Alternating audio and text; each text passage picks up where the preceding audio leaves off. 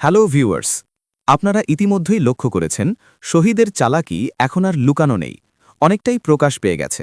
তবুও সে তার স্ত্রী ও পরিবারের কাছে কান্নাকাটি করে ক্ষমা চাইছে, নিজের ভুল ঢাকার চেষ্টা করছে। কিন্তু অন্যদিকে নাবিলার প্রতি তার টান এখনও কমেনি, বরং তাকে নিয়েই নতুন করে জীবন শুরু করার ইচ্ছা দেখা যাচ্ছে।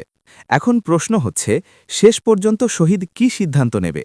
সে কি পুরনো সংসার ধরে রাখবে, নাকি নাবিলার সাথে নতুন পথ বেছে নেবে? দর্শকদের মনে আরেকটা বড় প্রশ্ন ঘুরছে, নাবিলার কাছে এমন কি আছে যার কারণে শহীদ তাকে ছেড়ে যেতে পারছে না? কোনো গোপন তথ্য, নাকি পুরনো ভালোবাসার টান? এদিকে মৌয়ের পরিবারও চুপ নেই।